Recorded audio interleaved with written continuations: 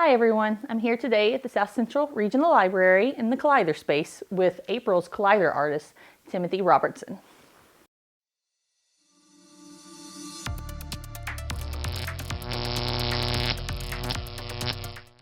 Hi, my name is Tim Robertson, and I'm here at the South Central Regional Library in the Collider space. I'm a visual artist. My artwork is kind of my way of exploring the world and at paying attention to what I see. I work, as you can see, with a variety of mediums, but photography has always been like an important medium for me. It plays an important role in all of my work.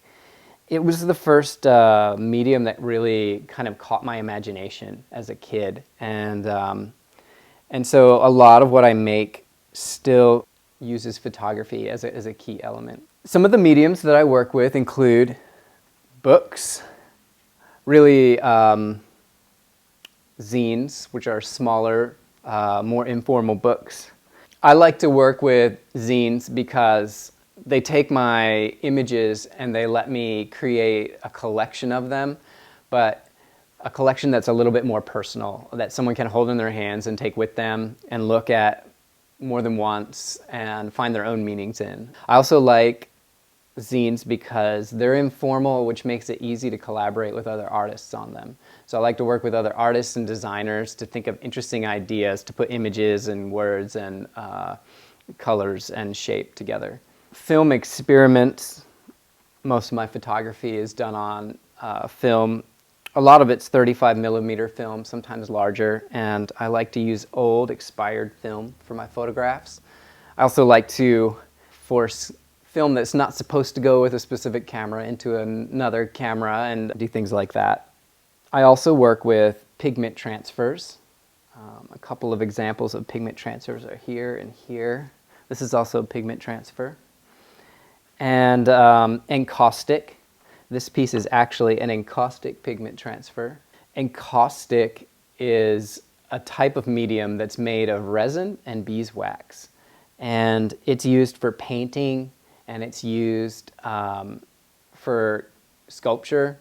I use it sometimes for painting and sometimes to create image transfers like this one here. You can color the encaustic medium. In this piece I didn't. I used just the clear, and it's a really fun medium to use, and it involves heat and it involves layering, and I enjoy using it. A risograph is, this is an example of a risograph print. A risograph is kind of like screen printing in a machine. The machine just looks like a regular copier, but it prints one color at a time, and each color comes in a large drum, and so when you change to the next color, you move the new drum into the machine. And you create your prints by layering one color over top of the next until you get your final image. The end result has a really textured feel, kind of like lithograph, but it also has a lot of quirks because the machine is really made for working on documents in offices, and so registration is always a little bit off. There's a lot of little idiosyncrasies with each print run that you do with a risograph, and I really enjoy that. There are a couple of constant elements in in all of the mediums that I work with. One of those is mystery. Almost everything that I make, I don't know what the final result is going to be when I start. So with my photography, it's on film, and I capture something that I see that I think is interesting, but I don't know until later what that image is going to look like after it's been processed and I get to peer into it a little bit. The same happens with image pigment transfers. You kind of have an idea of what you're going to make, but after the process, you're not sure what's gonna come out, what's gonna maybe go wrong, or what's gonna go wrong for the better. And so I really enjoy that. The same is with risograph.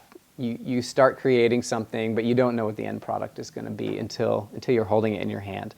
I kind of love that. I love that mystery. I love that bit of the process, being able to determine the outcome outside of, the strict confines of my vision for the piece. The other element is kind of an analog-digital collaboration.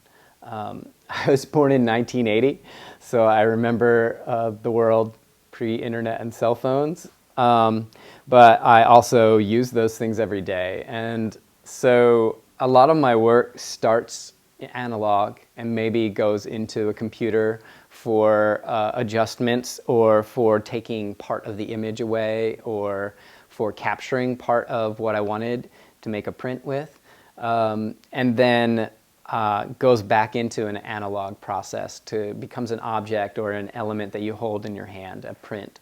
Yeah, I find that tends to show up in all of my work, and I really enjoy that. I enjoy finding what I like about each type of working with images, digital and analog, and trying to capture that in one piece or in one piece of work.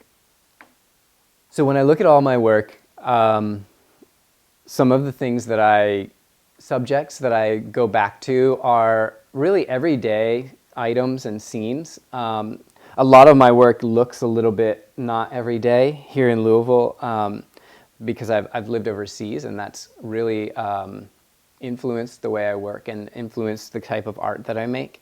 But I like to capture things that are everyday and that I believe deserve a second examination or warrant some sort of extra investigation. I'm looking forward to being able to share more of my work and my process with you.